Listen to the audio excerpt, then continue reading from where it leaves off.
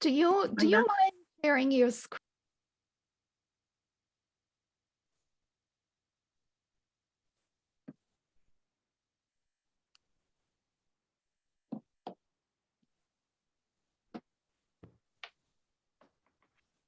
So you can see my screen now.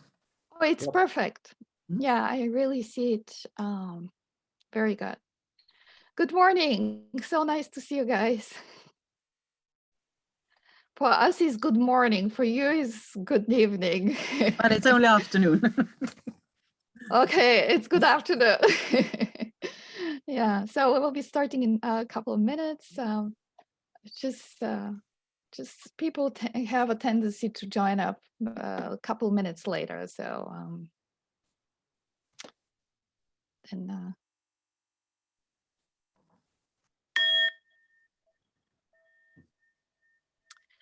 all right. Good day, everybody. Thank you for joining us this Saturday. And we are having two speakers today, Dr. Gunilla Westermark and Dr. Angsher Simar. Before we continue with the talks, I just want to remind everybody that each speaker has 30 minutes, followed by 10 minutes for questions and answers. In this 10-minute question-answer session, please post your questions in Q&A on the Zoom on the bottom, and we will read them. But after the second Q&A session finishes, everybody who wants to talk to the speakers will join the panel, and we will discuss their presentations. And I want to remind everybody that this Wednesday, July 14, this is it's starting at 9 o'clock Eastern time. There will be early career symposium. So please join the symposium. This is the second symposium in the series. We had excellent presentations and really great talks from the early career researchers. And I don't want to take up more time. I'm giving it to Dr. Westermark to introduce the speaker. Right, let me see now. You can hear me? Yes, it's perfect. Yeah. It's a pleasure for me, of course, to introduce Gunilla Westermark, who had her basic education at Uppsala University, and her PhD was performed later at Linköping University. And her PhD work dealt with systemic AA amyloidosis at the interface between biochemistry, morphology, and phenotype, what we today would call translational research, I think. She then did a postdoc period at Professor Don Steiner's lab at the University of Chicago in 92 to 93. IPP had then recently been discovered, and Gunilla changed her research focus to diabetes and IPP amyloid. Coming back to Linköping, she became associate professor at Linköping University in 1997, and there she built up her own research group. In 2009, she was recruited back to Uppsala University, now as a full professor at the Department of Medical Cell Biology. Gunilla has remained in the amyloid field, and today her group is focusing on IPP and beta and interactions between them as amyloid proteins. And she also works on amyloid transmission also between cells. Gunilla and her research group has developed an impressive number of cell and tissue models, including cultured human islets of Langerhans, transgenic mice, Drosophila and Caenorhabditis elegans. And I'm curious to hear what Gunilla has to say. Please, Gunilla. Thank you, Per. Well, I hope it will be more than just regular coffee chat. So I will then start my talk today. Well, first of all, I will say thank you to RAMS for the kind invitation and the possibility here to talk to you all about IPP and islet amyloid and beta cell cytotoxicity. And I will start my talk with a few words about IPP and islet amyloid. And for you who don't know, IPP is a polypeptide hormone produced by the beta cells in the islets of Langerhans. It's synthesized as a larger prohormone, pro-IPP, that undergoes post-translational processing by the two prohormone convertases PC2 and PC1-3. Let's see if I can get a cursor here. So it cleaved. It releases an N-terminal and a C-terminal fragment. It's also then C-terminally amidated, and it contains a disulfide bond between residue 2 and 7. And this is necessary for the polypeptide to be then biological functioning. Over the years, IPP have then been ascribed a large number of different functions, but today I think the function as a modulator of insulin secretion and a satiety factor are the most accepted ones. There are also quite a lot of data on effects on peripheral glucose metabolism, but the concentrations of IPP are then usually rather high. Up here in this part of the slide, you can see an islet of Langerhans. All the pinkish material here is islet amyloid that replaces the beta cells. So in a normal islet, all this area should be beta cells. And here now you see that the main part of the islet contains amyloid, and there is a marked reduction of beta cells. So islet amyloid is then a cardinal finding in type 2 diabetes. But I would also stress to you that everything that stresses the beta cells can result in the formation of IPP amyloid. So IPP amyloid is also present in type 1 diabetes, in transplanted islets, endocrine islet tumors, in pancreas of patients with cystic fibrosis. They also develop diabetes. And then in pancreatic cancer, almost 50% of the patients with pancreatic cancer have diabetes. And some of these patients, they have also then islet amyloid. So I think it's more the stress that causes islet amyloid, not really type 2 diabetes. It's the stress that the cells are exposed to during type 2 diabetes. And I should also stress that islet amyloid formation is initiated intracellular. And I think that the process can be then said to be a two-step process. So here you see a section from a transgenic mouse, fed a diet high in fat. Here you have one single cell where the whole cytoplasm is replaced by this congophilic amyloid. You also see a dark cell nucleus, and it says then that we have this condensed nucleus tells us that the cell is dying. If we look at the same material in the transmission electron microscope, you see here's a lot of fibrillar material in the cytoplasm, and it's then recognized by antibodies against IPP. You can also see that you have a fibrillar material in the halo region of the secretory granules. So here in the center, in the dense core, you have insulin, and out here you have IPP. And both antibodies specific for pro-IPP and for IPP recognizes these fibrils. So the initial amyloid formation occurs in the secretory granules, and might also be in the Golgi and ER, of course. but it certainly is intracellular. And this is just a little cartoon that should then describe what we think is happening.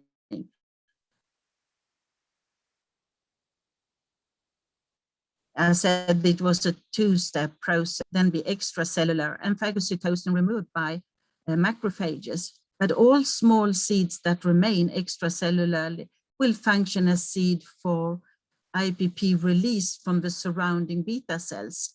And this will then result in a growing amyloid mass, extracellular, but it will also then interact with the beta cells and cause cell death. So I think the process is initiated intracellularly, and it will then be extracellular spreading if not all seeds are removed.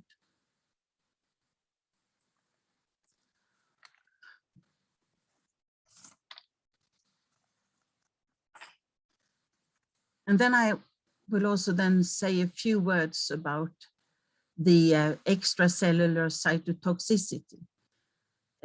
It's been known for long, and it's also accepted that proteoglycans that is present in all amyloid deposits has a role in the amyloid formation and the cytotoxicity. We did a study where we crossed two transgenic lines, one mouse lines, a mouse line that overexpressed human IPP, and we crossed it with a mouse line that expressed heparanase. Heparanase is an enzyme that fragments or cleaves the HS chains on heparan sulfate proteoglycans. So overexpression of heparanase results in shorter change of HS. Then we isolated islets from these two mouse strains, I should say, and cultured them in high and low glucose. And mice expressing both proteins, both heparanase and human IPP, they developed less amyloid when they were cultured in high glucose. And you can see that here we have amyloid both intracellular and extracellular. And we have also then, I should say that it was more than 20 years ago, it was shown that there is a specific interaction between IPP and proteoglycans, both HS and also heparin. And we then established a FRET assay using the cell line CHO. And we used the mutant cells PGSD677. We transfected them with a FRET vector, and where two fluorophores were linked with the caspase-free sequence. So if caspase-free is activated, we will have a cleavage at DEVD sequence, and the two fluorophore will then be separated from each other. So if we take this cell line, it contains then all enzymes, and it contains on its cell surface proteoglycans and also heparan sulfate proteoglycans. And we have used staurosporin as a positive signal for caspase-free activation. So if we added staurosporin to the cells, you can see after 4 hours, we induces then cell death. And IPP, if we have IPP to form fibrils outside the cells, you see that we then have a cell death after 6 starting. Is a significant difference then already after 6 hours. We'll see if I can move this here. Then if we look at this mutant version, it lacks an enzyme, and these cells will not produce heparan sulfate proteoglycan. It produces other proteoglycans. And here you see that you have the toxicity induced by staurosporin, but there is no toxicity if IPP is added to the cells. So heparan sulfate proteoglycan on the cell surface is necessary for the cells to, or for caspase free and induce cell death. Here, down here, you have the cells grown on glass slides. And you see, if we add IPP, IPP will then form amyloid. It's stained for Congo red here. So you see the amyloid fibers decorating the cell surface of the cell. And here from the mutant version, there is hardly any IPP bound to the cell surface. We have continued these studies, and now we are looking at human islets.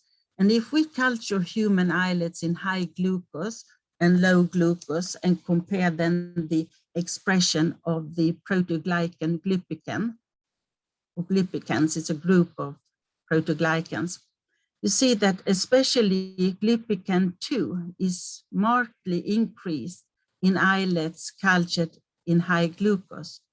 And the glypicans contains HS on the cell surface. So high glucose then trigger expression of glypican 2, and it should then give rise to more proteoglycans on the cell surface. There is also a slight reduction in heparanase on these cells. But we think this effect is then extracellular cytotoxicity. I said that amyloid is then formed intracellularly, and I will just show you an earlier experiment that we did. And here we have expressed pre-pro IPP in various cell lines. And here is only the result from 2 cell lines.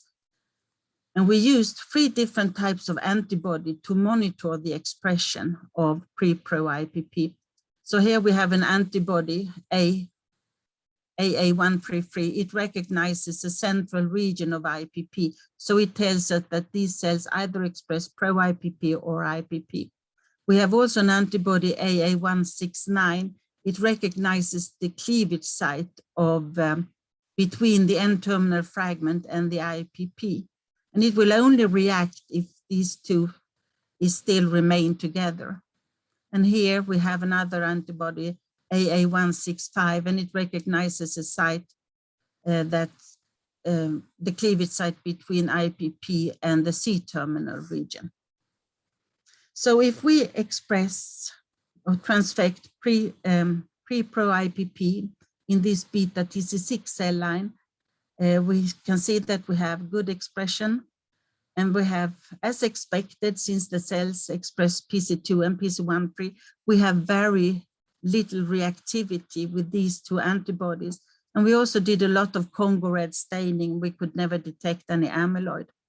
Then on contrary, if we use the cell line GH4C1 that lacks both PC2 and PC1-free, we could see reactivity with the AA169, telling us that we have at least an intact region here. And then also reactivity with the 165 antibody, and that tells us that the IPPC terminus fragment cleavage site is also intact. And Congo red staining revealed a lot of amyloid in these cells. So pro-hormone processing is also important for the development of amyloid. It's not only the increase in IPP, it could also then be an increase in pro-IPP or a difference ratio of pro-IPP and IPP. In the initial phase of type 2 diabetes, when during the impaired glucose tolerance period, the beta cells are stressed then to produce larger amounts of hormones, both pro-insulin and pro-IPP. And there is an increased turnover of the hormones. So the cells secretes a lot of or higher concentration of insulin and IPP, but also larger fraction of partially or unprocessed pro-hormone.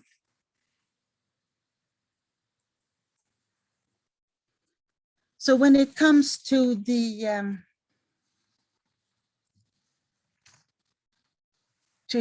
inhibition of IPP aggregation, it was early believed that, as I said, I can start with to say then that there are more than 30 different proteins forming amyloid in human. And among these proteins, IPP is the protein that exhibits the largest aggregation potential. And so it was early believed that there should be some endogenous inhibitors for IPP. And of course, insulin should be then the first thing to think about, since they are stored together in the secretory granules. And yes, insulin can, in a concentration dependent manner, actually prevent the aggregation of IPP. Here you see in vitro formed fibrils of IPP, and the IPP concentration is 250 micromolar. And if you see that, and then it's the IPP is then allowed to form fibrils without or with insulin, and then the amyloid amount is scored. And you see that already a small addition of insulin lowers the amyloid formation score, or the amyloid score in this experiment. And if it comes up to 170 micromolar of insulin in the solution, so that is less than 1:1, there is actually complete inhibition of IPP aggregation. But, and it's also been other experiments performed on this by others, and they've shown the same. And also there are some NMR studies that have identified a direct interaction between IPP and insulin. But there is one big problem with this, and it's that when the peptides are completely processed, insulin is stored together with insulin in the core region, while IPP remains in the halo region. So the two proteins shouldn't, or the two peptides shouldn't really meet in the secretory granules. So we have looked for a lot of other candidates, and we tested a lot of other candidates. And here I would show some data from a study that we've been doing together with Jan Johansson at the Karolinska Institute.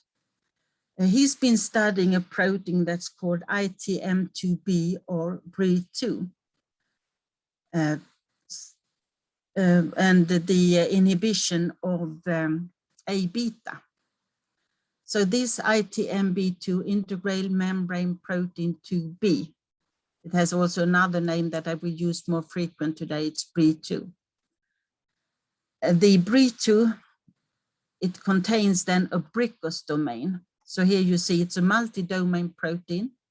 The N-terminal part of the protein is present in the cytoplasm, and the C-terminal part of the protein is present in the lumen of ER. The Brickus domain has been suggested to be a chaperone. The name Brickus comes from the abbreviation BRIE, chondro, CH from chondromodulin, and S from the pro-surfactant protein C. So that's the name. It originates from these three. So all these three proteins contain a Brickus domain. I think it's more than 1,000 proteins that actually contains a Brickus domain. And the function for the Brickus domain could be that it should assist folding of another part in the multi-domain protein. And you all recognize this part, the BRIE23. Variants of this is then deposited as amyloid in familiar forms of dementia, the British, no, and the Danish forms, I think it is. And this Brickus domain, it can actually be released by cleavage. So furin and ADAM10 cleavage will then release the Brickus part.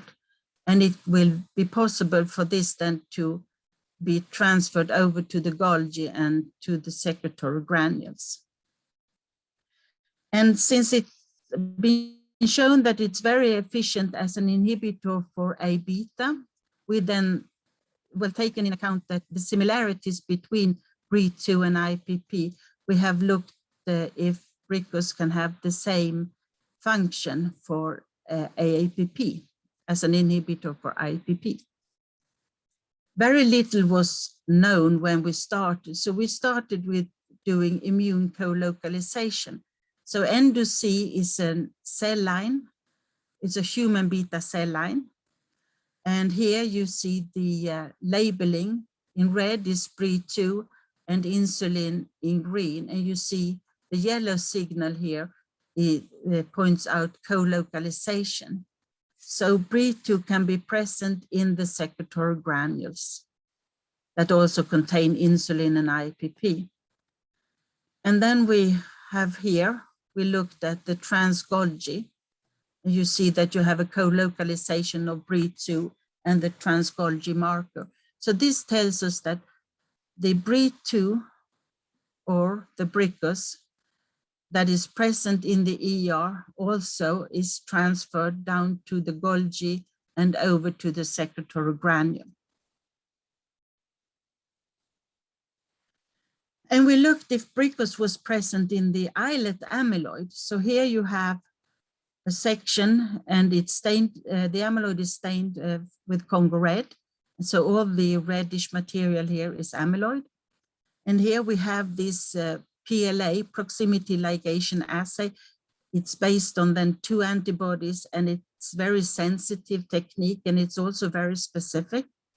And all these red dots that you see here in a higher magnification, it points to co-localization between BRIE2 and IPP.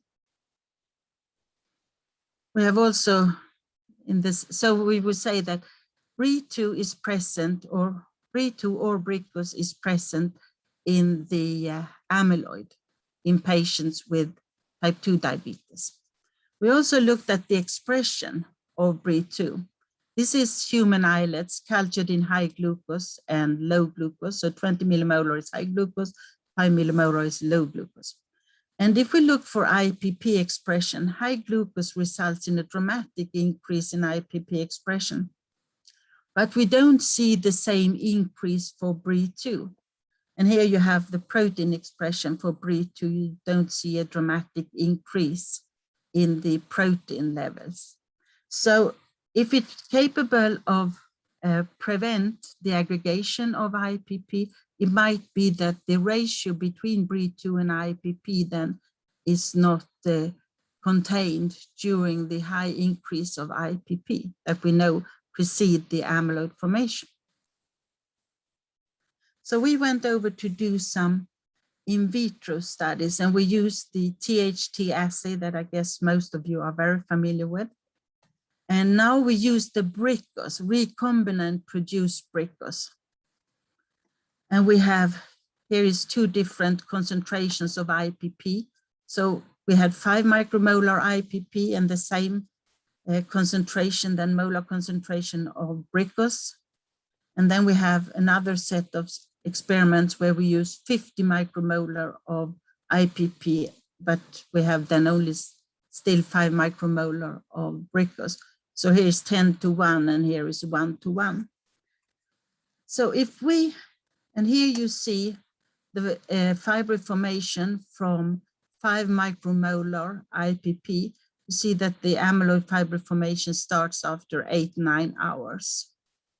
But if we add Bricus either at the beginning or before the increase of the THT signal, this is sufficient then to block the fibril formation. If we add Bricus later, just when the IPP aggregation starts, you see that we have a less sufficient inhibition.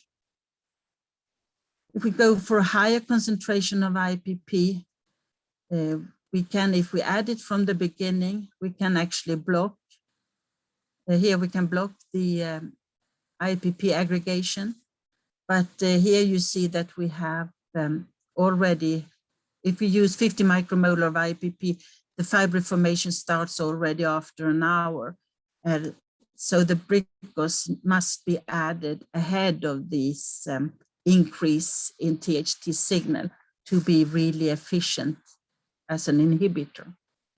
So yes, Bricos can prevent aggregation of IPP in vitro. So then we went back to the wells and just had a look of what actually we could find in these wells. So here we have of 50 micromolar IPP and 50 micromolar IPP together with 5 micromolar of Bricos. So if we have only 50 micromolar IPP, you see these nice in vitro formed fibrils. And if we add the Bricos from the beginning or before the start, you can see that we instead forms amorphous aggregates. And if we do immunolabeling, we can see that these amorphous aggregates contain both IPP and Bricos. So these two interacts and it prevents the formation of fibrils, and instead we have amorphous aggregates. We have tested the toxicity of these amorphous aggregates and they are non-toxic. So presence of Bricos then drives the aggregation into the formation of amorphous non-toxic aggregates. And this is just caspase-free activation again, the same assay. So we have these CHO cells that expresses the FRET vectors, and the FRET molecules are linked together with the DVD. And here you can see, here we have the staurosporin, the positive signal. And if we take 5 micromolar IPP or the 50 micromolar IPP, we induce then caspase-free activation. I should say that this goes through the DEF receptor since it's extracellular. And then if we add IPP here, 5 micromolar Bricos to 5 micromolar IPP, you see that we can prevent the cytotoxicity. So the ratio here, 1:1 and also 2:1 is effective. But when the ratio is lower, we have more IPP, we will actually have a cytotoxicity, but it's then delayed.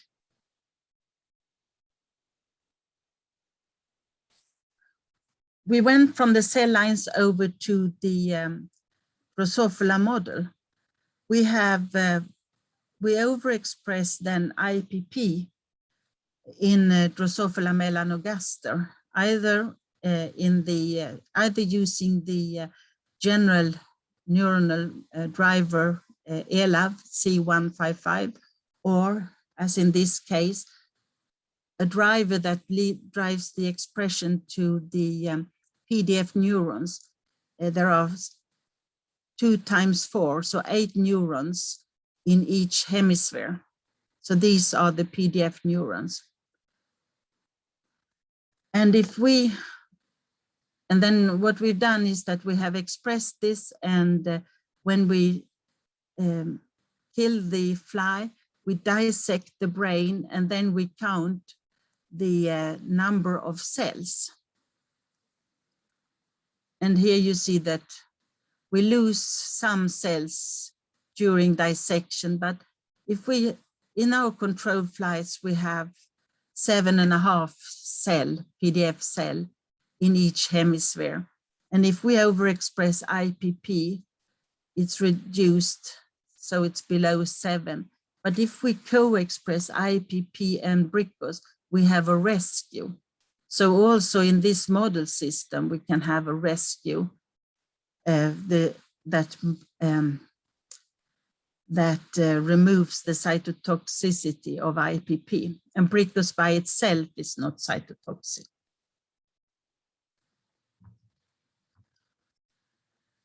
Then I will also show you another experiment, because we've shown that it's in our in vitro experiments, it's really the Brickos domain that's cytotoxic. So we went back to our endo-C cells, the beta cell line, and we used the scRNA to downregulate the expression of BRIE2. So here you see we have a very efficient downregulation of BRIE2 by introduction of BRIE2 scRNA. So then in these cells, after the downregulation of BRIE2 here, we have control cells were then transfected or with a scrambled scRNA. But cells where we had downregulated the BRIE2, they became more sensitive to lipids, so palmitate and high glucose and palmitate. And at the same time, we also then downregulated the BRIE2 with scRNA, and then we overexpressed the Brickos region, and that generated a rescue. So cells where the BRIE2 was downregulated by scRNA, but where the Brickos region was overexpressed by adenovirus, we had a rescue. So the cells was not so sensitive to palmitate or lipotoxicity anymore. So we think that this experiment really showed that it's the Brickos domain that has the activity in this concept of as an IPP inhibitor. We have continued these experiments, and now we are trying to see if we can prevent IPP amyloid formation in human islets. So we culture human islets, and here you see a human islet culture in high glucose, and you see that you have both intracellular but also quite a lot of extracellular amyloid. And we have tested 5 donors. So the gray bar here, these are islets transduced by a scrambled protein. And here we have the black bar is AD expressing Brickos. So in islets where we express Brickos and culture in high glucose, we have then a reduction in amyloid formation. You see, it varies between donors, but here we have 5 different donors. And I think these donor 4 and 5 shows that it's rather effective. And I think this could also be that we get a bit more skill, because it's quite tricky to titre out the correct virus concentration. But I think it really shows that the Brickos domain prevents the or reduces the amyloid formation here in this setting. So if I go back to the title of my talk, is IPP good or bad? I think that it's quite clear that IPP forms amyloid, and this amyloid is then cytotoxic, and it leads to reduction of beta cells. And in patients, when they are treated with insulin to treat then the diabetes, there is no simultaneous administration of IPP. So then it seems like, yes, you can live quite long without any IPP. But if we then go to something more delicate, it might be that IPP is then essential for the more well-controlled glucose homeostasis. And it might be that the loss of IPP or the reduction of IPP, that could then be linked to the development of the serious diabetes complications. So blindness, kidney problems, and so.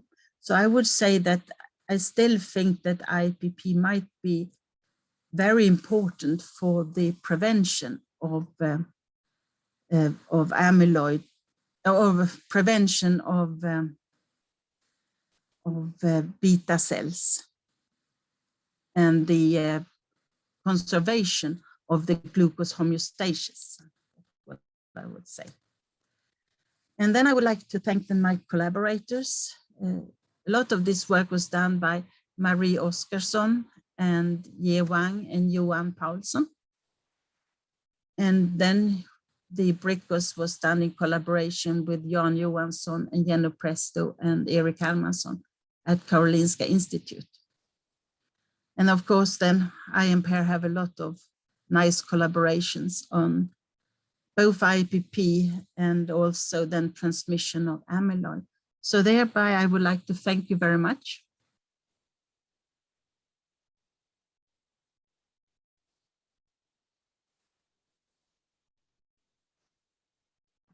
Magda? I think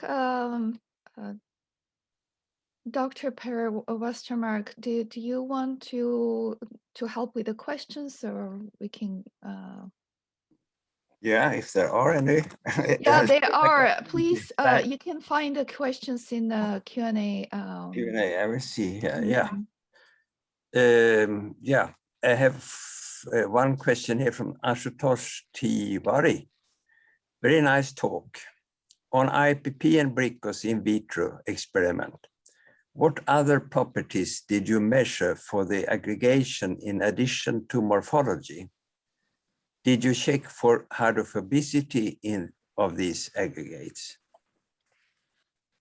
No, we did not test. What we tested for was the morphology and for the cytotoxicity and the amount of amyloid that actually was formed. We also did some studies on the size of the aggregates, like regular size exclusion chromatography. So no, we did not test the hydrophobicity. Right. Then we have another question from Anup Arunagi. Arunagiri. I'm sorry, I can't, if I'm pronouncing incorrectly, you have to excuse me. Hi Gunilla, nice talk. Does PRO-IPP aggregate to form amyloids? BRII2 being an ER membrane protein. Does it interact with the pro-hormone form of IPP?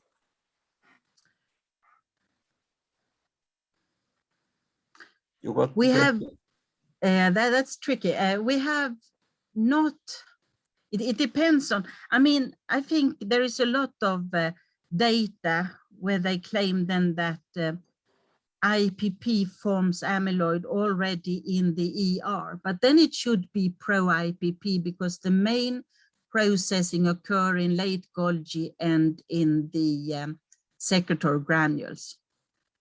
And yes, you would expect it to interact already in the ER since the BRICOS domain is present in the ER and it's processed.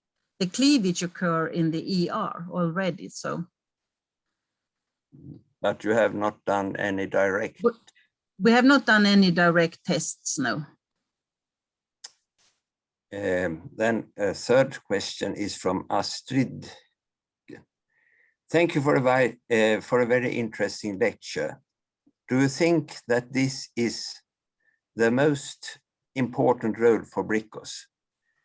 Is it a general inhibitor of amyloidosis? Is it well, now we know that it prevents aggregation of A-beta, it prevents aggregation of IPP. I think there are some data that Joel Buxbaum did together with Janne, where they looked at the TTR. So, but I can't recall any other tests on any other amyloid proteins, actually. No, should be for I guess for localized mainly then. Yeah, I would also say that it should be for localized amyloid. So for example, Medin, they are usually a bit smaller compared to the light chains and so. Christian Griesinger wonders, I just looked up BRICOS2, and it seems that it inhibits aggregation not only of human IPP, but also other proteins, for example, A beta. I assume that BRICOS binds to the monomeric HIPP. It worked substoichiometrically. How can this be understood? I think that as I showed from the THT, it should be, yes, then you could say that it should react with the monomers. And I do really think that it reacts with the monomers, and it might then just prevent aggregation if you can remove a fraction of them. We looked at IPP, and I know that Janne have also looked at the secondary nucleation. So if you take the IPP fibers, decorates them with BRICOS, that would prevent secondary nucleation. But I do really think that the first or the most important thing here is the prevention of the aggregation of the monomers. And so say that the stoichiometric here is that you can have at least 10 IPP molecules to each BRICOS molecule. And then it shouldn't be such a specific interaction, like a specific site. So I think we have to come back for an answer to that question. Then from a question from Aphrodite Kapurnitu. Thank you for your very nice presentation. Now it jumps here. Now, does BRICOS bind to IPP fibers as well? Does it interfere with their seeding ability? Yes, it binds to the fibers. So you can bind BRICOS to the fibers, and then you can prevent the fibers will then lose its capacity to seed IPP aggregation. So yes, so it really blocks the secondary nucleation. Then an anonymous asks, if IPP fibers or aggregates are detected by EM or by immuno-EM of immunofluorescence, in which fixative must be added to the tissue sample, what independent evidence exists that IPP forms these fibers intracellularly rather than from the release from dead cells? So the intracellular amyloid, we see that in, we can see it in light microscopy, and we see it in fluorescence microscopy. So at maybe magnification of 1,000. And then in TEM, you see it very nicely in TEM analysis. And if you're going to do the intracellular detection of intracellular amyloid for TEM, you can't use pure glutaraldehyde. So it's more like 0.25% glutaraldehyde and 2% paraformaldehyde. If not, you would lose most of the binding for the antibodies. And I think for if you look at the light microscope, I mean, you can use regular formalin fixation. Then another anonymous person, nice talk, just out of curiosity. Is atomic structure of aggregates known? No, it's not. But I think it will come soon. So, for the sake of time, I think we will continue with, sorry, we will continue with the second talk. All the questions which are for you, Gunilla, we are going to let the people who are asking them into the panel once we are done. And so we can now continue with our second speaker. And do you mind, Angsta, opening your slide presentation while we are transitioning? And while we are transitioning, I will start with the introduction for Dr. Ansgar Seymour. He's an associate professor in physiology and neuroscience and co-director of the PhD program in medicinal biophysics in the USC. Dr. Seymour is a native of Germany, and he did his undergraduate diploma at the Humboldt University Berlin, majoring in biophysics. For his PhD, he joined Beat Meyer's lab in ETH in Zurich, where he started to work with HEAD-S fibrils, these functional amyloids.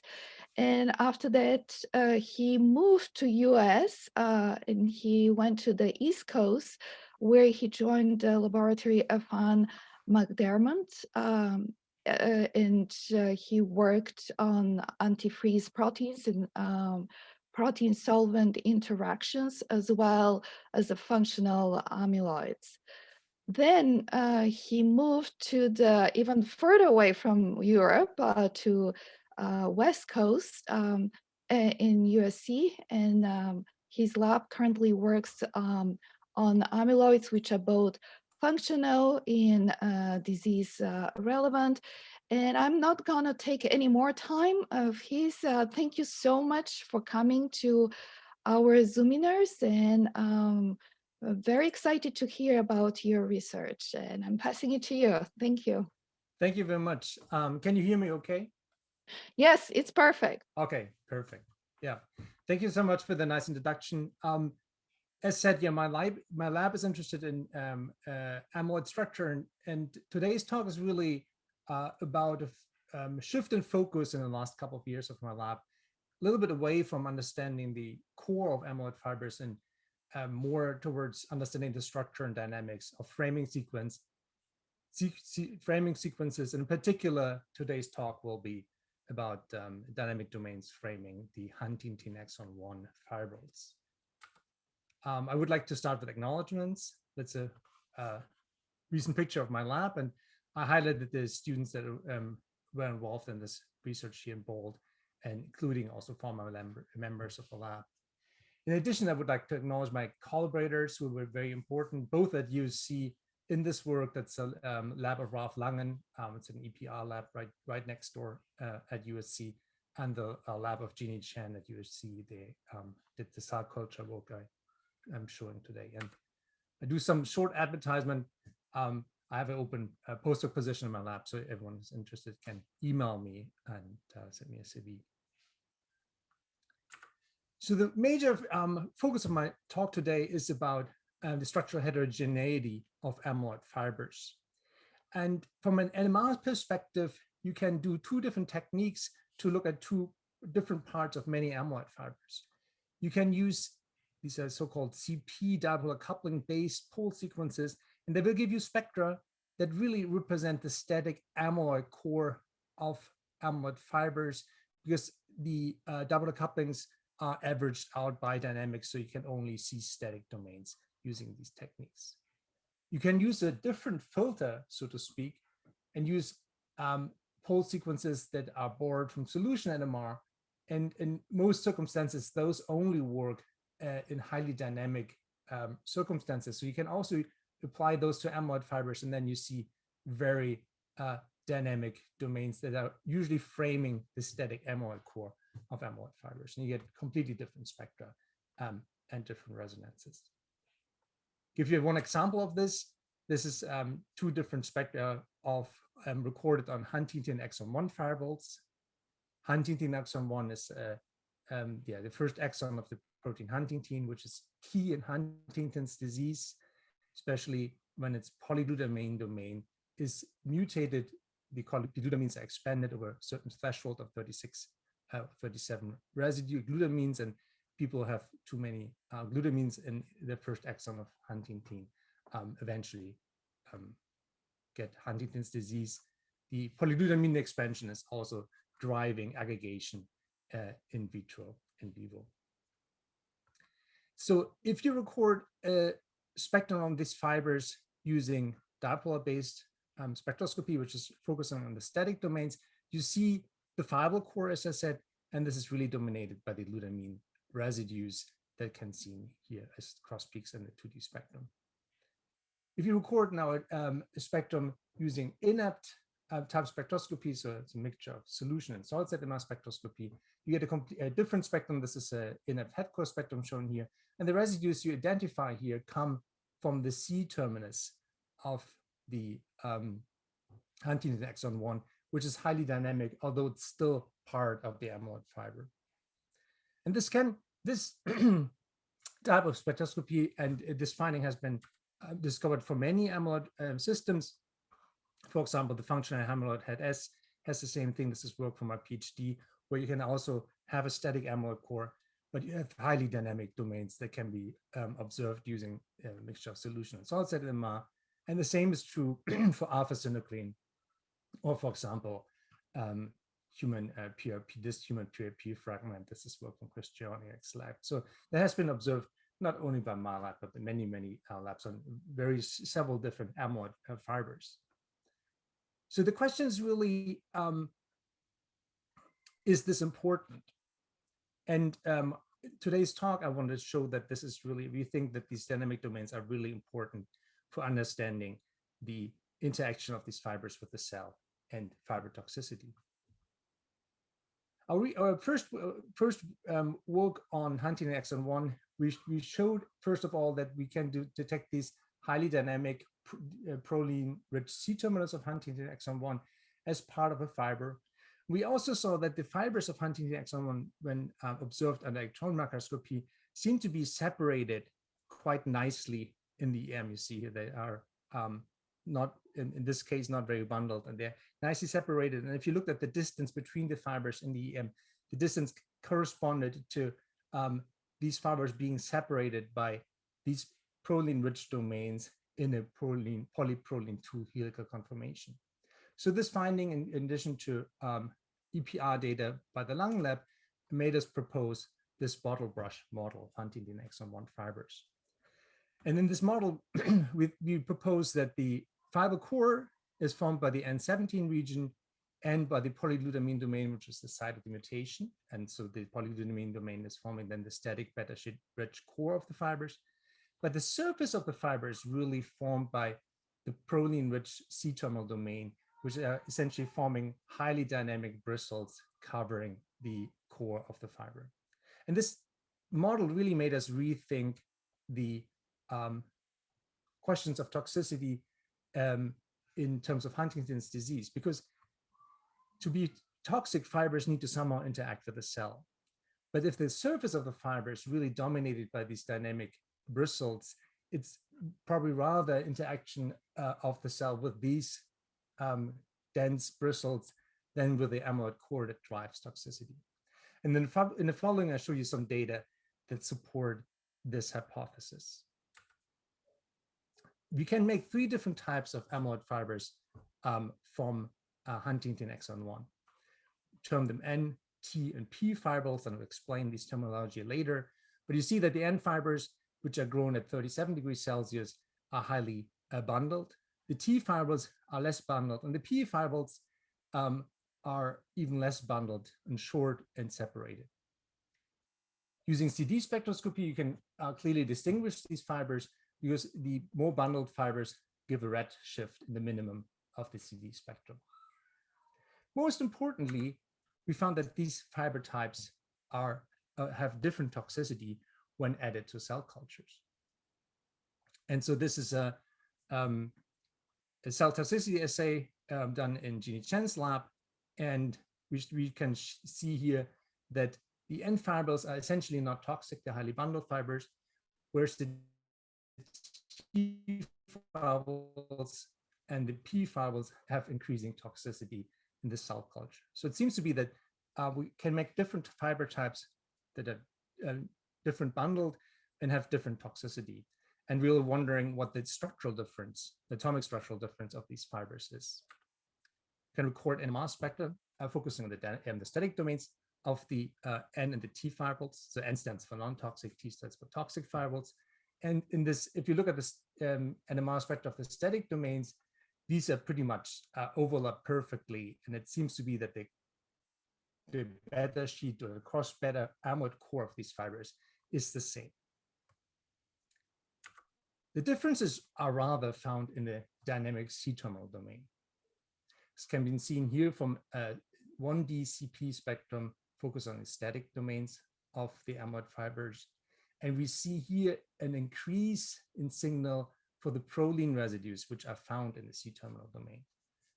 Here and also in here, these resonances. And so that indicates that there's more static proline in the non-toxic fibers, indicating that these non-toxic fibers are have less dynamic C-termini.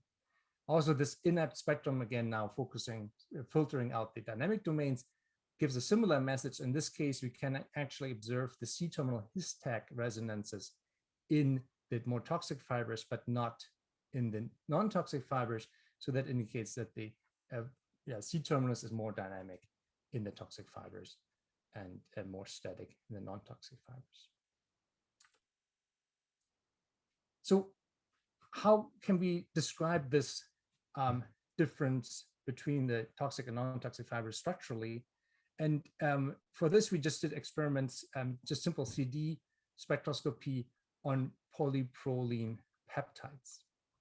You can dissolve them and record spectra of those at 25 degrees Celsius. And then you can heat the solution up to 90 degrees, and you see a similar redshift in the minimum of the CD spectrum when doing that.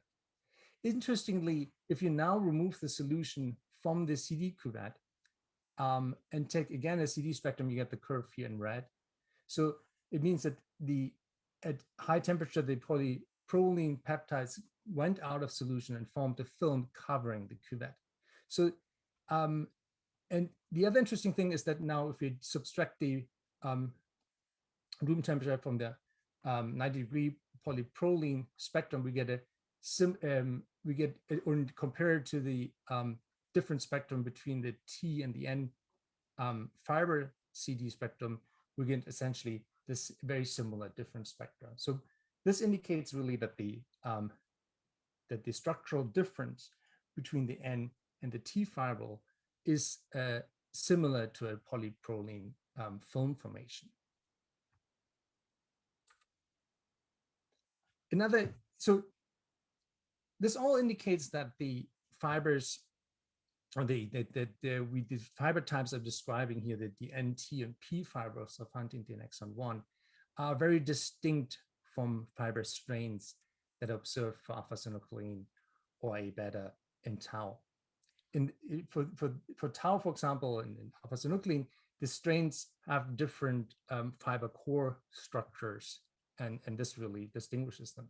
Here, the Huntington exon 1 types we're seeing are undistinguishable in their fiber core structure, but rather the state of their framing sequences distinguishes these fibers. So this is quite important, different.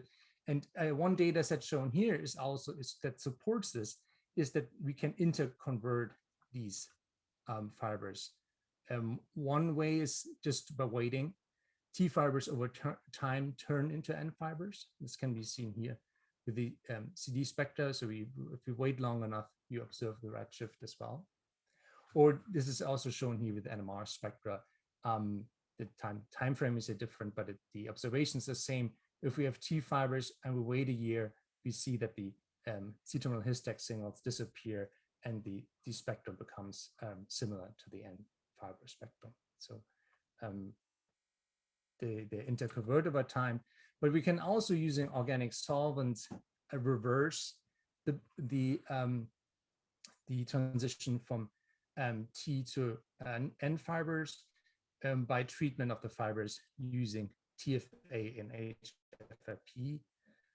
And you can see here, but with this consecutive treatment, you actually get a blue shift of the CE spectrum.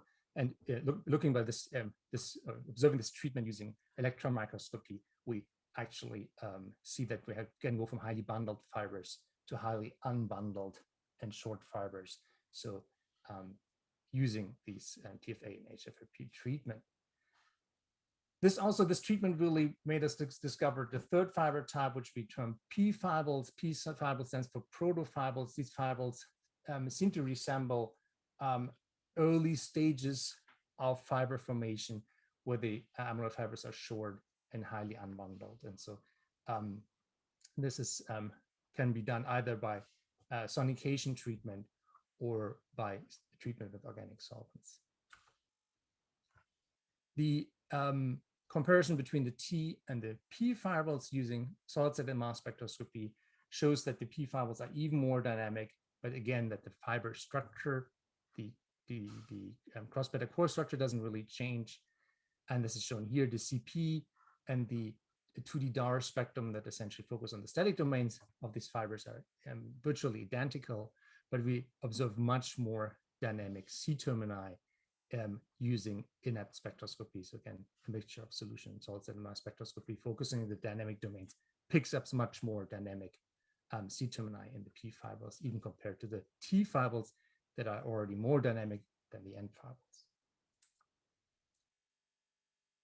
So some functional data, I showed at the very beginning that and that's of course the hallmark of these fibers, that that we have increasing toxicity from N to T to P fibers, where the N fibers essentially are non-toxic and the P fibrils are most toxic. But these fibers are also distinct in their ability to bind fiber-specific antibodies. And this is here shown with a dot plot using the MW8 antibody. That's a fiber-specific Huntington exon 1 antibody. And you see it doesn't detect soluble Huntington exon 1. But the interesting thing is also that it much more readily detects P fibers followed by T fibrils. And it actually has problems picking up N fibrils, although the concentration of these fibers are all the same on the dot plot. You see again that sonication increases again the ability of the antibody to bind. These two last lanes are just mutants where the epitope and the C-terminus of Huntington exon 1 has been mutated, and then MW8 doesn't bind. In fact, it is interesting to note that all known fiber-specific antibodies for Huntington exon 1 bind the C-terminal protein-rich domain. None of them binds actually polyglutamine domain, the site of mutation. So this is another support of the evidence that really the surface and the interaction of Huntington exon 1 fibrils is mediated by the protein-rich domain. Another functional finding we have is that T and P fibrils are much more seeding competent than N fibrils. This is a EPR seeding assay done in the lab of Ralph Langen. They just look at the EPR line intensity. The lines get broader once amyloid forms, so the lower the intensity, but the intensity can be used as a measure of fiber formation. And you see in the control, you have a relatively slow fiber formation, but then if you add N, T, and P fibrils, you're speeding up the aggregation, so due to seeding. And you can see that P fibrils and T fibrils are more seeding competent than N fibrils. This can be seen here in the test tube using EPR, but we also have cell data where we co-transfected GFP labeled Huntington exon 1 into cells and added fiber seeds to them, and we got a very similar result that P fibrils and T fibrils are much more seeding competent than N fibrils. N fibrils essentially have the same seeding competency compared to the control. This works, of course, only in if you could transfect it with Huntington exon 1 that has Q length over the pathological threshold of roughly 36, 37 lunemeters. So in summary, for this first part of my talk, we really think that the dynamics of the PRD of Huntington exon 1 determines the fiber interaction, fiber binding, seeding, and toxicity of these fibers. And it's shown in a summary slide. Highly bundled long end fibers are essentially not toxic, don't seed very well, is essentially inert, whereas T fibers that are less bundled and shorter, and especially P fibers that are short and highly unbundled, are much more toxic, are much more readily to interact with the cell, and are also more able to seed other molecules. And so that is that really motivates us to understand the structure of the proline-rich domain in more detail, because we really think it's the key of understanding the interaction of this fiber with the cell. And for this, we developed or adapted some solid-state NMR technology. We still talk about the PRD is really the proline-rich domain is a highly dynamic domain, but it's still part of a solid amyloid fiber. It's an amorphous solid, it's not a liquid. But yet we can do actually, as I showed you before, solution NMR type spectroscopy. We could even do this further by recording classical HSQC spectra on these domains, and that's shown here. And although it is not in solution, we can use very classical solution NMR techniques because it's so dynamic. And so we're also able to assign these resonances site specifically. This is really site-specific science is really important to get more structural information of these domains. Having a site-specific assignment allowed us now to ask specific questions about the domain. First of all, we're only using this technique, we're only observed the last 12 residues of the C-terminus of Huntington exon 1. These direct proton detective techniques are insensitive to prolines because they lack an amide proton. So we could mostly see these residues here. And looking at this secondary chemical shift, which is a measure of residual structure, we found that these were indeed mostly disordered. We can also look at the intensity of the resonances from the assigned regions and could then see that there's a general increase in intensity towards the C-terminus, which indicates that this region gets more and more dynamic the further you go towards the end of the chain. This is just very rough dynamic investigation. So we're also measured relaxation rates using NMR techniques that are traditionally used in solution and increasingly also in solid-state NMR to characterize dynamics of proteins. And we could measure R1 rates shown here. And we could also measure R2 rates using CPMG and spin lock based techniques that essentially turned out to be the same, which is usually not the case in solid-state NMR, but it also indicated how dynamic these regions are. And we observed the general decrease of the R2 rate towards the C-terminus, which is again compatible with an increase of dynamics the further out you go the chain towards the C-terminus. This almost indicates that we're dealing with a liquid, and sometimes I present the data. The question was actually, are you looking at an amyloid fiber, or are you looking maybe at spliced off fragments of the Huntington exon 1? And to do this, we're trying to find out how dynamic are these really? Is this really still attached to the static fiber core? And to do this, we used this Widow-based technique that measures residual dipolar couplings.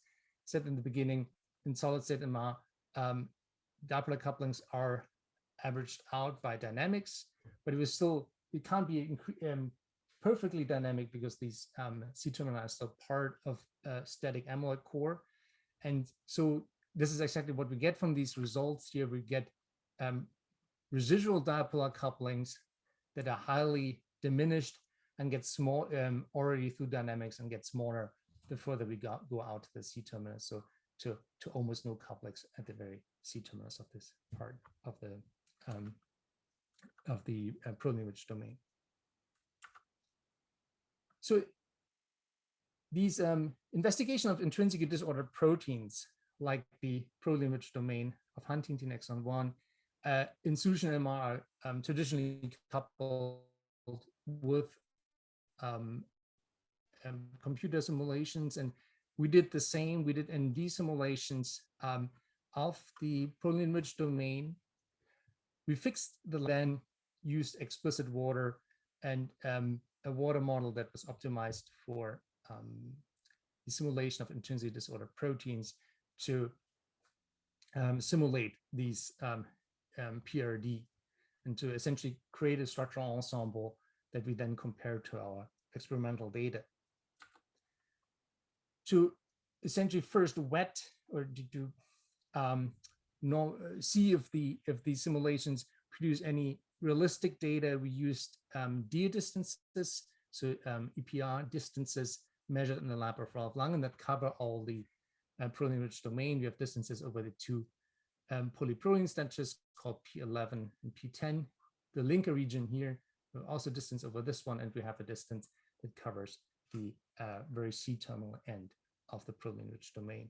And as you see, the EPR distances are shown here in colors, and the distance distribution we extracted from our MD simulation is shown in black, and they very nicely overlap, not only in their position of the maxima of these distributions, but also the width and the shape of the distributions were quite similar. So it gave us some confidence that the simulation or the structural ensemble that came out of the simulation really formed a representative ensemble that fit the experimental data. Similar data impression we also got from our comparison of the relaxation data we measured using solid-state NMR and the simulations. The R1 rates are very close together, almost with an error. And the R2 rates, if you compare simulation experiment, are also very close. Here we have a slight overestimation of the experimental data are slightly larger than the simulation, and that's also expected because in R2 experiments you always measure not only R2 but other factors that contribute to relaxation, including the dipolar couplings that lead to relaxation that are not traditionally belong to R2. So that this difference is actually expected.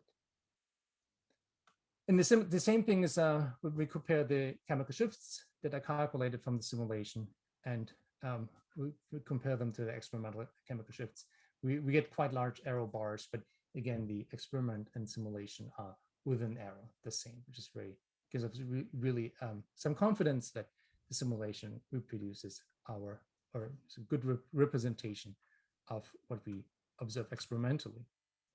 So with this in mind, we now analyze the structure or the structural ensemble of this domain in more detail. And what we found is that essentially the C-terminus of Huntington exon 1 in a fibril is an imperfect polyprotein 2 helix.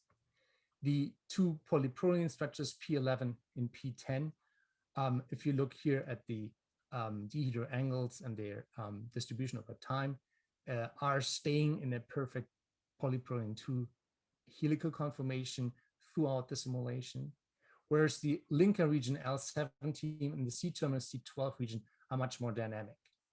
Especially the glycine here at the end of the second polyprotein stretch has extremely high flexibility. Of course, everyone who took a protein chemistry lecture knows that the Ramakrishnan space of glycine is much larger than other amino acids. And here really it shows that this glycine creates a hinge that makes the last 12 residues much more dynamic than the rest of the PRD, which also explains that we can pick this region up using direct proton detector spectroscopy and solid-state NMR and not the other regions. We also did cluster analysis, which essentially showed the same, that it's an imperfect polyprotein 2 helix. The two in green, the polyprotein structures are more or less static, whereas most of the flexibility of this region comes through the L17 region that can eventually create kinks in the structure. But in general, the structure stays extended, which is also here illustrated by this bundle. So this analysis in the combination of EPR, salt-state amount, MD simulations really is for us the beginning of studying these dynamic domains in more detail. We hope that we can use the insights gained from this to understand the interaction of this dynamic domains with, for example, chaperones or other Huntington-specific binders. And we indeed have projects going on looking at Huntington-chaperone interaction in the lab. So with this, I would like to summarize my results. I showed you that we can take fibers of Huntington exon 1, and we can, using salt-state NMR spectroscopy, look at different domains using different techniques. We can study the core of the amyloid fiber, which I have not talked much about today, using CP-based, double coupling-based spectroscopy. But we can also use a mixture of solution and salt-state NMR to look at the dynamic domains. And what we found, at least in the case of Huntington exon 1, but I think it's probably applies to many other amyloid fibers, is that the surface of these fibers is actually more dominated by these dynamic framing sequences than by the amyloid core itself. And so we can make different fibers whose structure is really only different due to the dynamics of this framing sequences, and have fibers of different toxicity, although they have the same fiber core. And in the last part of my talk, I talked about techniques we're developing in the lab to study these dynamic domains in more detail. This is a combination of EPR, salt-state NMR, and solution and MD simulations. This is resembling what has been done in solution NMR for many years, but we're adapting this now to systems that are not in solution. These are essentially still domains that are attached to static amyloid fibers. And with this, thank you for the invitation. It was an honor to talk here at the seminar, and I'm happy to answer any questions. Yeah, thank you so much. Really very great and exciting research. We will follow with very short Q&A session. We are kind of running behind of time. And we have a question from, I believe it's Astrid, in regard to your CD spectra. That was you showing at the beginning of the different fibropolymorphs. Can you interpret secondary structure from your CD spectra and their changes? It's just, what are your thoughts about that? Let me just go back to this. I believe it's that one, yeah. Mm-hmm. Yeah, so well, this is a little bit what we illustrated here, that so the difference between the two fiber types is similar to the difference between polyproline in solution and polyproline as a film. So this is one of the interpretation which focuses on the polyproline domain, but generally, of course, the CD spectra are indicative of a beta sheet structure for the fibers. But this is not, it was not really the focus of this work here, but we're using the CD spectrum in the lab mostly really as a hallmark for to identify which fiber types we have. It's quicker than doing electron microscopy. But in terms of structure, we're using EPR spectroscopy and NMR spectroscopy more. Yeah. This is just a quick way to see what's going on. Right. Yeah, but it's really for the fiber types. It's very quick and it's very, very telling. The red and blue shift of the T and the N fibers is really of course a good way to see. Of course, it's you see this in the CD spectra too. If you also have usually a decrease in intensity in the N fibers, probably due to scattering, because they're highly bundled. You can see actually the difference also in the test tube. The N fibers, the bundled fibers, the solutions are much more milky, whereas the T and the N fibers are absolutely transparent because they're unbundled. All right. So we have a bunch of new questions came in for you. Just let me orient, because I'm keeping the old questions Okay. uh, from the previous talks. All right. Christian Grissinger, the prolines seem to be important for the toxicity. Can you put them anywhere in the more flexible region in the fibril, or is there sequence specificity? Is the toxicity perhaps be linked to membrane interactions affinity? Mhm. That's a very good question. I'm not sure about toxicity. We have done, and I showed some data of this. There are mutants that are in the protein-rich domain, but we mostly use them for antibody specificity, so that to map the epitopes of antibody. And this is work from Ralph Langen and Ali Koshman at Caltech. But toxicity, that would be interesting to essentially repeat the cell toxicity assays, but with mutants that have where the PRD is mutated. We have not done this. That's a good suggestion. Regarding membrane interaction, I think most for Huntington, it's mostly known that the N-terminal domain is driving a membrane interaction. It can form an amphipathic helix and interact with membranes, and that can also drive fiber formation. Membrane interaction of the protein-rich domain is not. I don't know. I have not read or seen anything about that. We don't have any data regarding that. Yeah. So we can move to the next question. This is from Aphrodite. Thank you for your very interesting presentation. Do the different types of fibrils, toxic and non-toxic, bind in the same way to THT or Congo-Red? That's also a good question, and I also don't know. No, I actually don't know. I should know the answer. We do THT assays regularly in the lab, but since we normalize them, usually I would have to look at the absolute values to see.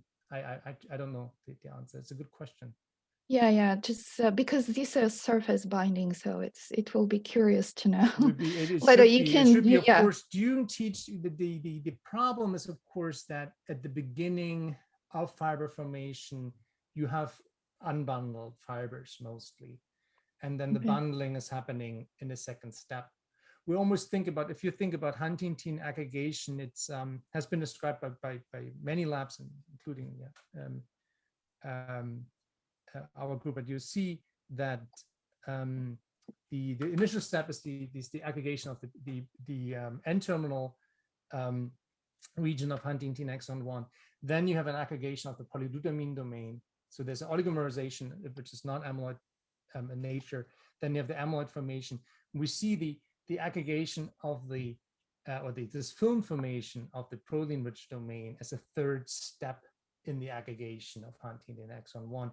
So THT is kind of picking up more the first steps of it. So during the process, I think the distinction between an N and T fibers is not that clear, because later, then when you essentially have a thermodynamic end product, you can see the more bundled and less bundled fibers. But again, as I showed, over time, everything goes into bundling. We can keep them unbundled using small amounts of organic solvents, but over time they eventually bundle. Okay, yeah, thank you. The next question is from Luigi Vitagliano. Very interesting work considering the time-induced interconversion of the T type of fibers into N type. Do you observe a reduction in toxicity over the time of the P fibers? In more general term, can you reverse toxic fibers into non-toxic ones and vice versa, playing with temperature or solvents? Yeah, I think that's what we're. Yeah, I think the short answer is yes. We're once you make if you, again, as I showed, we can wait, and the T fibers eventually will turn into N fibrils, and it also depends on which temperature you store the fibers. The N fibers are made at 4 degrees Celsius, and if you put them in a warmer temperature or wait for a long time, they will eventually bundle and turn into non-toxic fibers. But even if you make P fibers through sonication or using organic solvents, if you remove this, especially you have to remove the organic solvents entirely, and then if you wait, they eventually will bundle. Yeah, it's just a matter of time. So then they will become untoxic, non-toxic. Yeah, thank you so much. So this is the last question, which I'm going to read, and after that, I'm going to pass it to the people who are admitted in the panel to ask questions to both speakers. The question is coming from Cesar Avila. Great talk. Have you tried to sonicate the N fibril and monitor the dynamics and toxicity? What are their changes?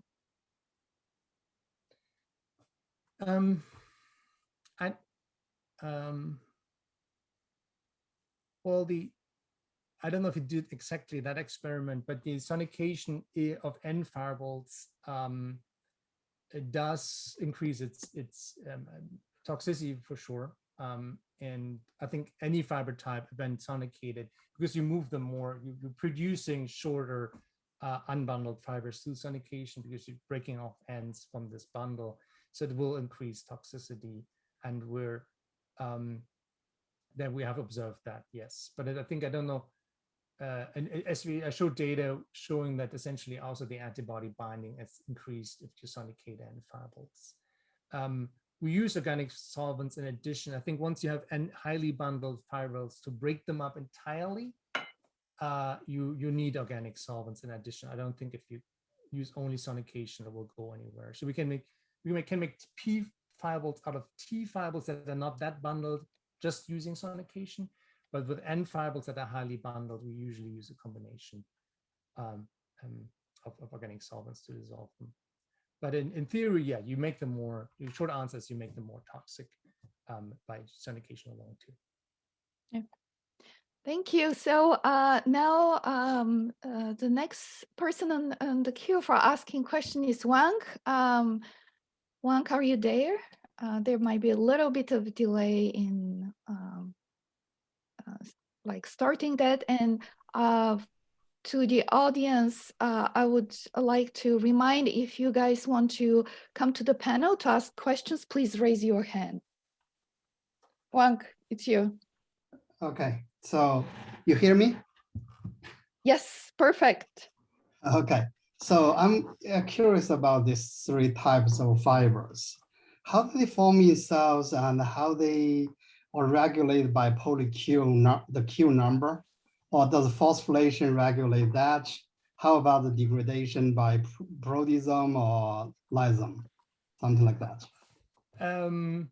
I don't think we have any data about this, because most of the data I've showed are the fiber. We make them fiber artificially out of the cell. So I know that if you look at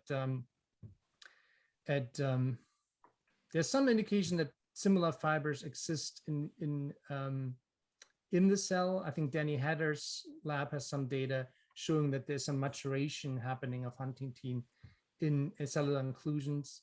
And there's also this cryo-EM tomography work from, I forgot which lab it was, from Munich in a few years back, where they showed that these fibers are highly unbundled in the inclusions. They're C2, so they look more like the N fibers we described.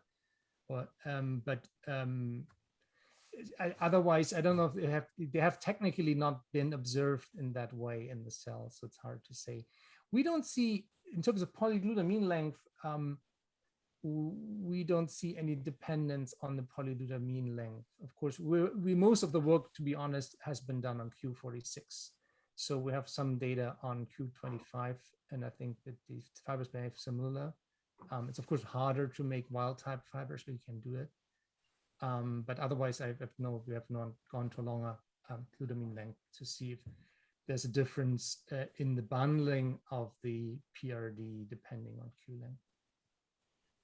I guess you never checked phosphorylation. Phosphorylation, no. The phosphorylation, of course, would only, there are some serines in the N-terminus which are known to be phosphorylated, and they're known to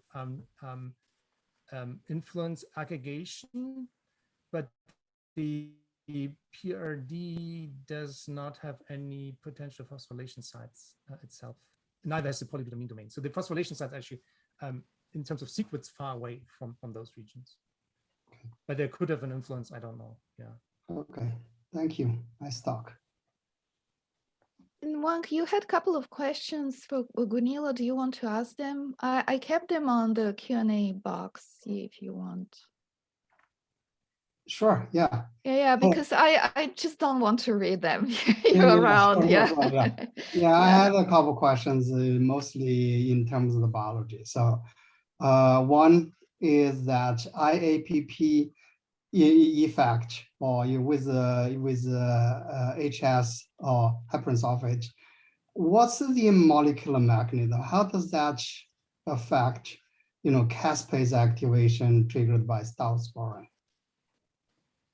Okay, so so this system, what we did here is that if you add IPP extracellularly to a cell with HS, it will start to form fibers close to the cell surface, and that will activate the DEF receptor. So you will have. Do you have evidence to show yes, that? That's so okay. if we block the DEF receptor, there is no caspase-free activation. Okay, so it's And not. this has also been shown by other persons in another cell system. So yes, and it's really like it's the aggregation of IPP that's important. Okay, so it's not the intracellular IAPP. No, this is extracellular. Extracellular. Okay, so and then the bright one or the chromo thing. So people show that inhibit APP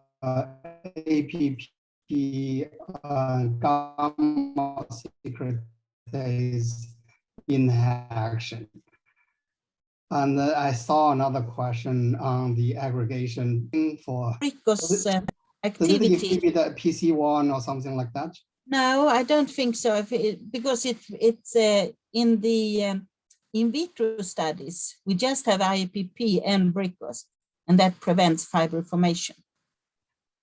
And then if we bring it into the cell, we still think we have the same, that it's really the IAPP aggregation and not convertases or SAAS or what's that? The activators for the convertases now. I do really think it's a direct interaction with IAPP. Okay, so another question I have is the processing. I mean, in general, you would think IAPP will be processed in the TGN or later compartment. But what's the reason you don't detect the, you don't have immunofluorescence signal for the two antibodies that you generate for the borders in the Golgi, in one cell line, not the other? So if we look at the beta TC6 cells, you can see some reactivity, very, very little. It's not like the IAPP. So there are some, but it's very, very weak and very, very little.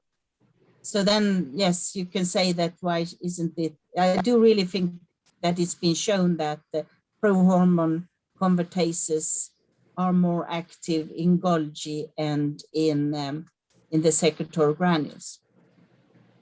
Then also, if you go for the secretory granules, now suddenly you just accumulate a huge amount of processed. So maybe it's very, very little in the ER and Golgi of the unprocessed one, and you see the strong signal from the stored granules or in the stored granules. I think that's the reason. So do you think that the trafficking speed is different, or is it because PC1, PC3 distribution is different? And then I don't really understand if I got you correctly, because if you compare the two cell lines, Yeah. the GH4C1 will not contain any PC1 free or PC2. So here you will have also stored in the granules should be pro-IPP. Oh, I see. So this is the level of PC1, PC3. Okay. Yeah. Okay. Thank you. Right. So, Bin, you're next. I'm just going by the order, but just if you can ask one question per speaker, I saw that you have a couple, so we can move to and after that we'll circular back. Bin.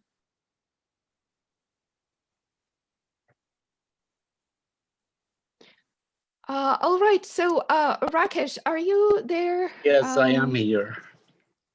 Okay. Can you ask your question? So I have a question to Ansgar. So there is a lot of new data showing the dynamic nature of A-beta in vivo, or the blacks, the oligomers, the short fibers, the different types. But in Huntington, mainly in vivo, we see the inclusions. Are you aware of some similar experiments, the one you presented, great talk, done on A-beta? Thank you. Not really. I think if you look at amyloid fibers and their relation from core to framing sequences, A-beta is almost on the, I would say, naked side, where most of the A-beta peptide actually incorporates into the core. Only few residues at the ends are not part of this. So the dynamic, so the A-beta fibers are mostly static. So they are different. Actually, they're almost unique in that sense, because if you look at alpha-synuclein, the large dynamic domains have been described. Tau has huge dynamic domains, and same with PRP, etc. Also, the functional amyloids I've worked on have all. So A-beta is kind of singular, I would say, in that sense that it does not have significant dynamic domains. So in this case, I think my hypothesis of fiber interaction being mediated not by the fiber core and A-beta is probably not true. Thank you. Thank you. Anoop, yeah, are you there to ask questions? I'm here. Hello. Yeah, we hear you. Okay, thanks. So my question is for Gunilla. So nice talk. I was wondering if the single disulfide bond in the IAPP, does it, what's its role in aggregation? I found from literature that it affects the amyloid formation. And so have you ever tried using some kind of plasmid or IAPP that lags the cysteine or the disulfide and overexpress that in the beta cells or non-beta cells? You go to the in vitro experiments, both IPP 1 to 37 and 8 to 37 forms fibrils. But I think also people that are more skilled in biophysics have shown that that the presence of the disulfide bridge actually have some effects on the fibril formation. And also the really amyloidogenic part of IPP is between residues 20 to 29. So you don't need to have the disulfide bond. It's important for the biological function. I see. So there is no role in the intracellular distribution or anything or aggregation within the cells? No, I have not seen that. No. Okay. Thank you. Thank you, Anoop. Christian, are you there? Yes, I'm here. I also have a question to Gunilla, and I mean, it's maybe a little bit a weird question, but I was intrigued by this brioche protein, which, and so my question is, in principle, there are very long-lived animals. For example, I just looked it up, some whales live until 200 years or so. And I mean, in principle, it would be very nice to avoid any of these neurodegenerative diseases by just overexpressing a little bit more than we express it. So is there any studies maybe on expression levels across long-lived mammals or so that there's maybe something going on there, or is this not used by nature also in other animals to prevent aggregation? I think it will be used in other mammals, but I don't know about any studies that really trying to pinpoint this. But I mean, it's a extremely interesting question. Okay, thanks. But can a whale really be 200 years? Yeah, we just looked it up. What's the name of the whale? No.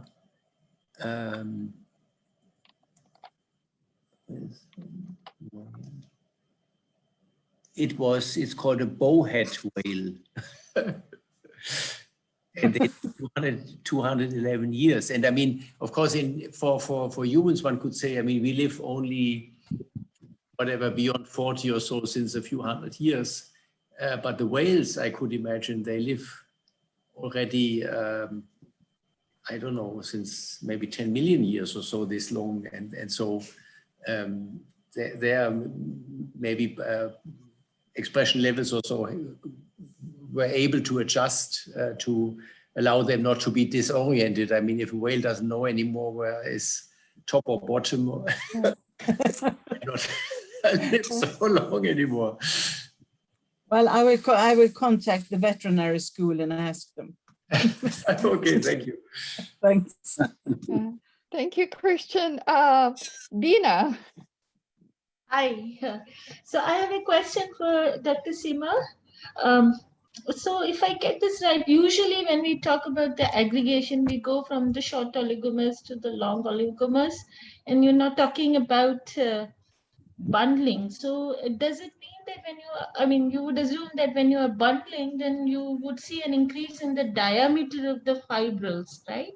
Sure, yeah. So when you do the EM picks, you should be able to see that there is a increase in the diameter, isn't it? Yes, the bundling of the end fibrils is pretty extreme. So there's almost no diameter to report anymore. But of course, it's just technically bundling of what is unbundled fibers in the other cases. So in the electron micrograph, we can see that the fibers are just like next to each other. So the diameter of in this case, we call them protofilaments, or in the bundled case, they don't change. It's just that they are coming together. And then really, in the highly bundled case, you have huge clumps. In the end fibrils, if you look at the images, you sometimes see two together, three, so they're not that highly bundled, but they sometimes come together, and many fibers are unbundled too. But it's so then you have a doubling of the diameter in that sense. But at the end of the day, the diameter of a single protofilament doesn't really change.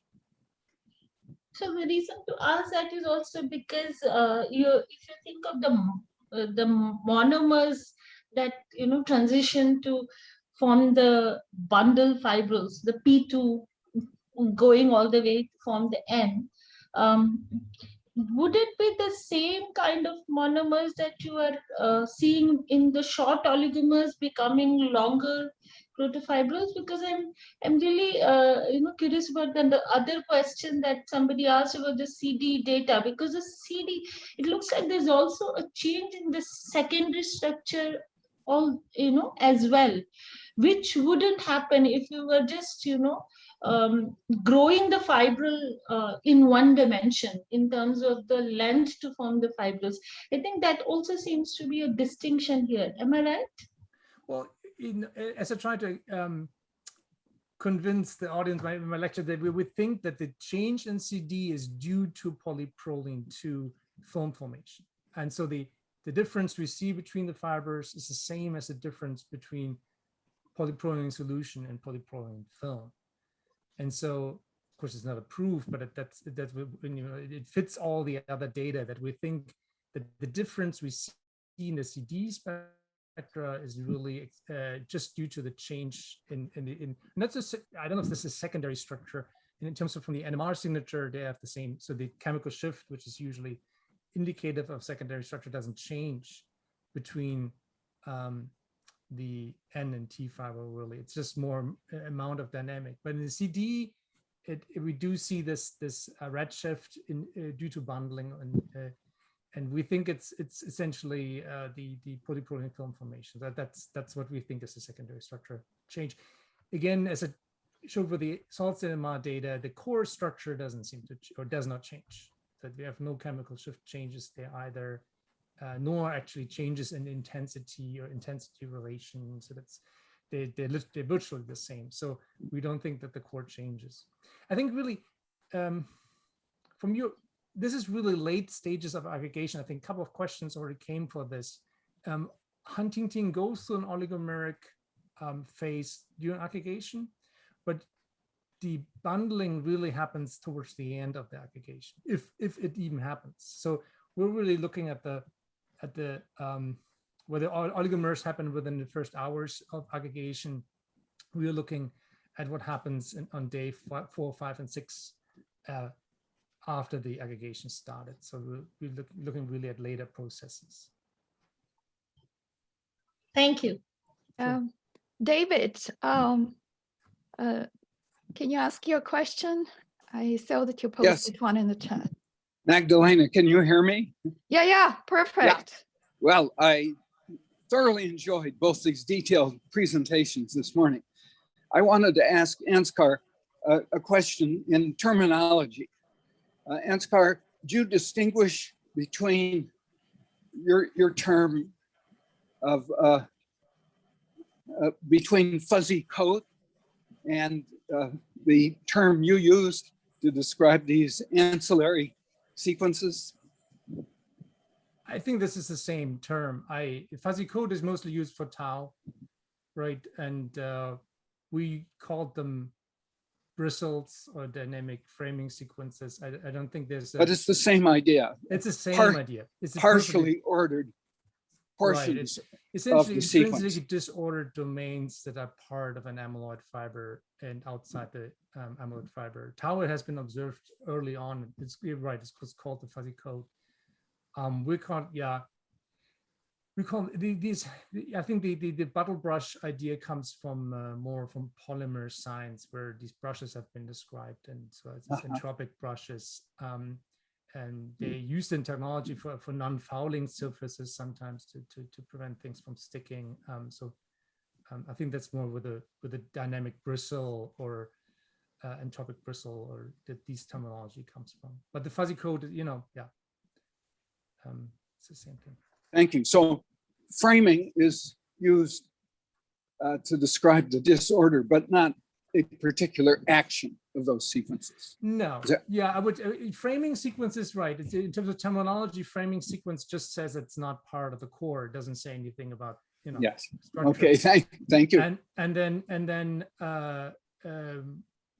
maybe it should be clear with this. And then we talk about the intrinsically disordered domains as to say something about structure, but about function we don't even know, right? So we have indication that the binding really happens of Huntingtin X1 fibers via those, and so that's but the real function also what this domain does in full-length Huntingtin is, as to my knowledge, not known. Of course, proline-rich domains are prone to be bound by SH3 type domains, so it's probably a protein interaction surface, but it might also be just a linker. I think there's little known what this domain functional does. Mm-hmm. Thank you.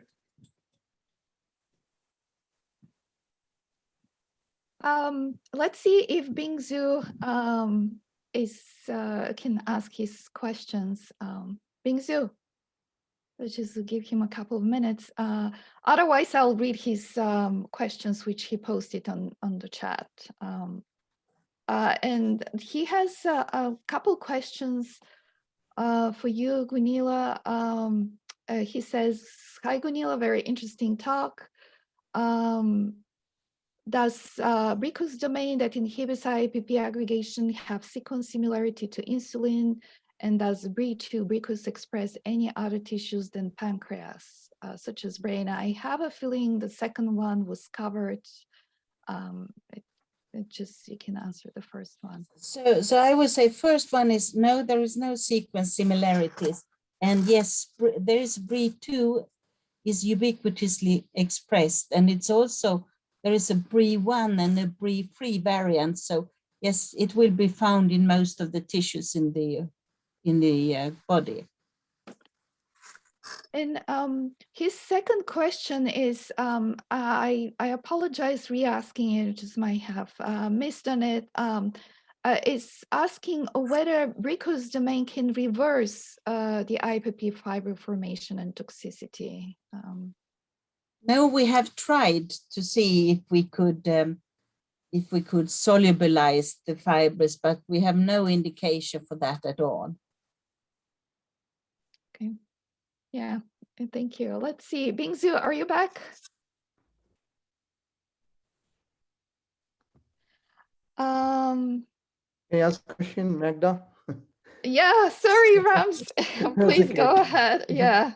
Great talks, Ansgar and Gunilla. So let me ask Gunilla, very nice talk and very nice results on the Bricu's inhibiting ability on IAPP aggregation.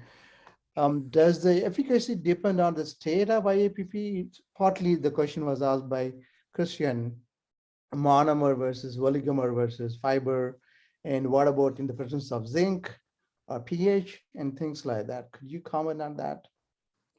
So we have, I think that based on our result, I think we can conclude that it's the monomers. And the ratio could be at least 10 to 1 IAPP to 1 Bricus. And I think also up to 110 or 20 IAPP to 1 Bricus is rather sufficient or effective. And yes, Bricus can bind to the amyloid fibers and thereby prevent the oligomerization. But the secondary nucleation, I should say, I'm sorry. But I don't think, this I think is the typical in vitro finding. So I would go for the monomer, yes. What about the oligomers? Does it bind to oligomers of IAPP in the presence of zinc or in the absence of zinc, both cases? We have the feeling that IAPP forms amyloid fibers quite quickly. So I think the oligomers is rather short-lived. We did this size exclusion analysis, so we mixed IAPP and Bricus. And I think that the most effective fractions were where IAPP was a monomer and not the oligomers. I do agree, but that depends on the pH and zinc as well, right? Yeah, yes. So that's correct. What happens if you have zinc and zinc-bound oligomers? Yeah, so we have not included zinc in our study. I think that zinc drives IAPP aggregation to be even more faster. Depends on the concentration as well. Yeah. Okay. Great. So what about, it seems to Bricus seems to be also inhibiting A-beta peptide. How specific Bricus to IAPP? Why not to insulin? Does it inhibit insulin aggregation? We haven't tested that at all. We have only looked at the IAPP and the Bricus. Okay. So we have some Drosophila where we express either a B chain, A chain, and so on, where we have toxicity. So of course, yes, we should just cross it with the BRIE2 fly or the Brickus fly and see if we have any effect there too. Great, thank you very much. Ansgar, great talk. I liked your simple, very nice use of simple NMR technique, CP versus lab frame inept sequences. Yeah. So Well, in your if inept I have a spectra, one-trick pony, that's my trick. yeah, that's great. No, this is great because the systems are so complex, right? So you need signals quickly, and that's the effective use of the dynamics there. Right. So in the inept spectra, it's a pretty straightforward interpretation that mobility would narrow the line and it will increase the signal intensity. That's what you see here. Right. And you can convert that to order parameter and so on and so forth. But I don't see in the inept spectra comparison between the N and T fibers. I only see few peaks go up in intensity, but most of them are the same. So do you think there's other structural changes are going on there? I have no idea. What do you? That's a good question. No, it's interesting. That's well observed that the inept is really the essentially this disappearance or appearance of the his tag. That's really what makes the difference in the inept spectra. Maybe that's a proton line. Maybe actually it would be interesting to look at this in more detail. It might just be more a thresholding thing that once the proton lines get too broad, it just doesn't work. Particularly in the N versus T fibers, you see the entered peaks. You see only few peaks are going up in intensity. Right. If, It's really if your only model is correct, it's exposed to water, the C terminus, it should be highly mobile for most atoms that you observe, right? Yeah. It's interesting for the inept spectra. There's the same except for the his tag. Really also the intensities are very similar. So the change is only subtle. It's interestingly the EPR data much more, in which I didn't show. This is more Ralph Langen's work. I wanted to focus a little bit on NMR. The EPR data are much more clear between N and T fibrils, where you see a decrease of intensity so you see line broadening in the N fibers for the C terminus throughout all positions. So that's a little bit clearer. For NMR, it's more subtle. It's, as I said, it's more the C terminus. Also, the NMR is not night and day. When I presented, I glossed a little bit over the fact that there's quite some proline signals in the CP spectrum, and you see the same proline spectrums in the inept. So then that's very hard to say whether this is now whether this is different fractions of the sample, that essentially some of the more high dynamic, or where it is. It's very hard to see for the proline signals that essentially two signals. There's one polyproline 2 signal, and then there is a more random call signal. And the polyproline 2 signal, the prolines really shift the chemical shift of the neighbors. So I actually figured out that it's the one proline is essentially of the prolines that have prolines as neighbors, and the other ones are the prolines that don't have prolines as neighbors. So and it also fits with the intensitization. But at the end of the day, it's hard to say where these signals come from. And so on another set of comparison, you had the dot spectra, carbon-carbon correlation. I do agree with you on that. But the carbonyl region, I thought there was a there's a glutamic acid extra. Yeah, I think that how do you explain that? I suspect it's deamination, to be honest. Okay. So the one sample might be older, I saw this in the head S mostly, but old samples. Then at one point the glutamines are all gone, especially in dynamic domains. Great. Okay. So you also mentioned that the N fibers convert to T fibers. Am I correct? If we increase the temperature. No, N fibers prepared in 4 degree. From bundled to non-bundled, you do need to use organic solvents. Not by temperature, you cannot convert them. No, but the N fibers are grown at a higher temperature. I thought low temperature, right? N fibers are 4 degree, right? No, N fibers and non-toxic fibers, bundled fibers is 37 degrees. Oh, okay. Toxic T fibers is 4 degrees Celsius. Okay. And of course, it's all kinetic in a way. It's just slow down the bundling by going to lower temperatures. So do you measure your experiments at that particular temperature then? No, no, actually not. Okay. No, it's interesting. We're using a tiny bit of TFA to stabilize them in the state they are in. They really almost nothing, and so then they're pretty stable. I showed data that over a year the T fibers turn into N fibers, even in the NMR rotor. But then for the cause of the measurements, there's no concern. And then again, the same thing with the P fibers if they're unbundled. Interestingly, yeah, it's a good question that they don't age, at least for the experiments, it's not a concern. Thank you very much. Great talks and great Q&A session. Yeah, it was fun. Thank you for the invitation. Thanks, Per, for being here and introducing Gunilla. Yeah. Thank you, guys. I really Gunilla, you're enjoyed it. muted. Yeah. Oh, Thank you. Bye. Yeah, Bye. thank you. Thanks, Thank you Per. so much. Thank you very much. For the excellent talks. Oh, I really can you enjoyed them. post your videos, presentations in the YouTube channel? Is that okay with Gunilla and Ansgar? Yes, it's okay. Yeah. Is it okay, Gunilla? You're muted. Can I ask a couple of questions? Go ahead.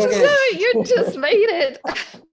So sorry, I missed the earlier opportunity. Yeah, be quick. We already asked your 2 questions from the chat to Gunilla. So just kind of so this is for Gunilla. This is a different question. So I want to ask general like a physiology and pathology re IAPP. Have you done any the animal model, or you checking the human circulation level of IAPP during the diabetes development, whether the level changes or, about IAPP. And the second question is about the BBB penetration of IAPP, whether it can go through BBB and get to the brain, because there are some recent hypotheses saying IAP can deposit in the brain. Thank you. Yes, we haven't done we've done some measurements of circulating IAPP in early diabetes, both type 2 diabetes and type 1 diabetes. And there is only then a moderate increase in IAPP. But I think if you go for the patients with type 2 diabetes, you analyze them when they have developed type 2 diabetes. So of course the circulating levels should be low. We did a test where we looked at IAPP, circulating IAPP levels in newly diagnosed or young people newly diagnosed with type 1 diabetes. And there we found extremely high IAPP levels in about 16% of the patients. So this was, so this is really early in the disease. So there is a population of patients with very high circulating levels of IAPP. And yes, I think that if you go back to the really early data on IAPP, it was claimed that IAPP was expressed at a lot of different locations in the brain. I don't think this is really correct. There might be some cross-reactivity with CGRP and other proteins. So I think that it's really more like the IAPP that we detect in the brain, in the amyloid, in the A-beta deposits, both IAPP 1 to 37 and IAPP, pro-IAPP. It should actually originate from the circulation. So there are some data that supports that it's really being transferred.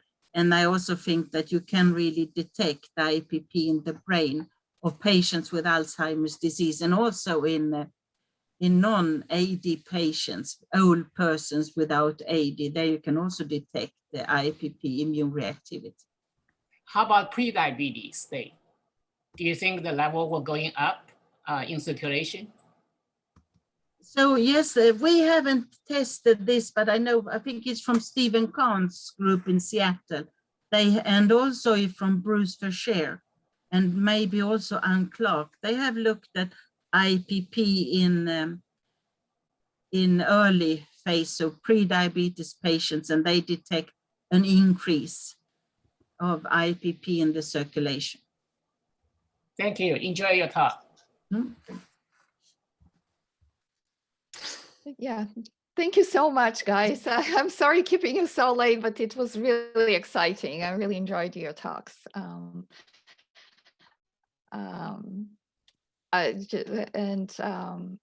Yeah, Rams, do you have anything to add?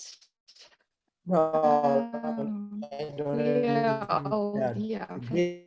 Great talks, enjoyed it very So much. thank you for the event for Nice to us. see you all. Thank you very much.